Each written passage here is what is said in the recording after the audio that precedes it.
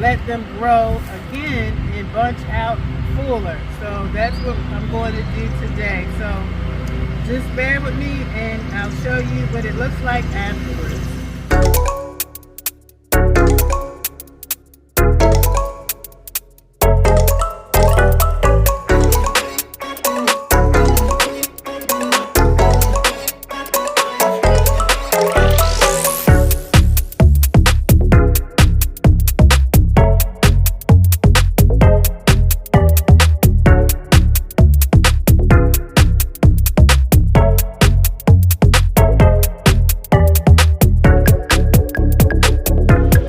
Okay guys, so this is what my husband and I harvested.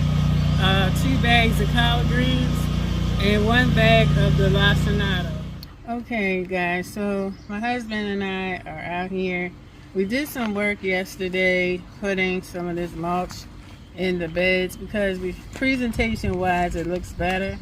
But we were watching a video, it's called Back to Eden Gardening. And the man's name is Paul, and he was talking about using wood chips to like cover your gardens and areas, and it's supposed to help with it's like has its own natural compost when you put the wood chips down, and when it rains it'll wet the wood chips, and then after a while it will break down. And so this is what my mom purchased yesterday. She had this pine bark mulch. So we don't have like the chips, but I like this because it's really fine and it looks nice.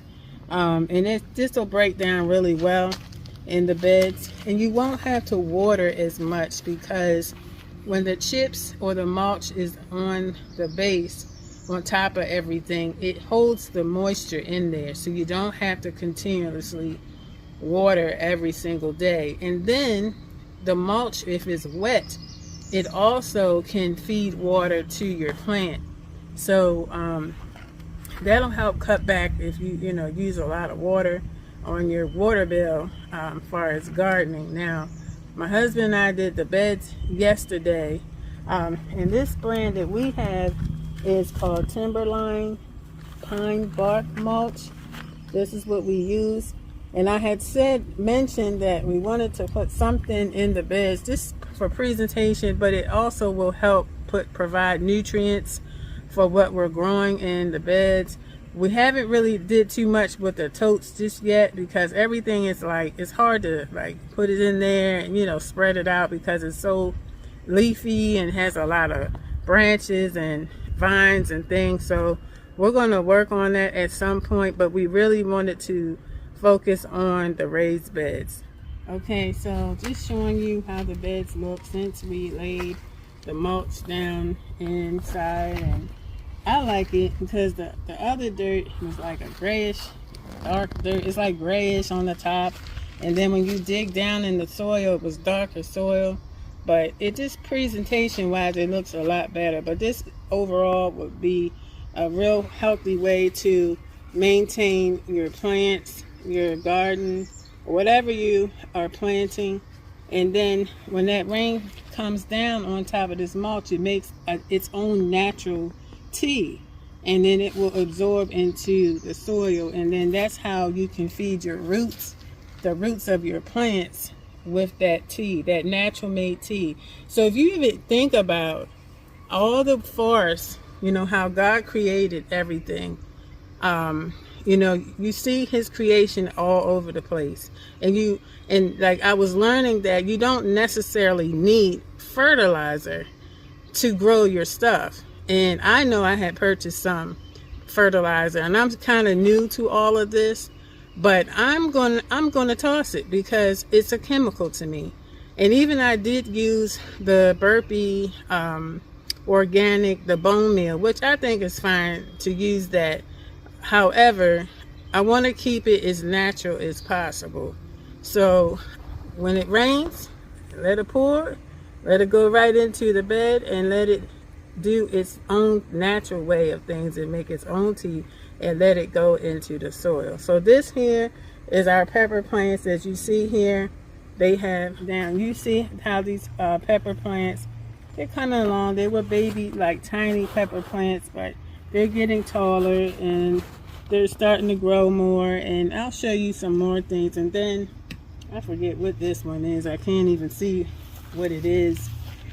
I don't know. We'll figure it out. But this one is our butternut squash plant. And the moths are having a, look at this, get away from me. The moths are having a grand time, you know, nibbling on stuff out here. So my husband may be able to zoom into some of the squash that's growing. As you can see, it starts out with a flower, and then the fruit starts to produce. Okay, then this is one of our tomato plants here. I can't see because this squash plant has took over this this bed, and it's all over this tomato plant. And so this one is growing, and then now we did this yesterday. We harvested a lot of the collard greens, the dinosaur kale, the lacinato kale, and now mind you, we had some that bolted and they dried up. And what I did was I just basically shook the pods of the lacinato into the soil. So when he covered this with the mulch, if it sprouts up another set of greens, so be it. It's all hit the ground, and when it rains, it can just grow more in abundance. So that is what we did yesterday. Okay, so now we're at our onion bed. So you can see, and then it does look a lot better with this mulch on top.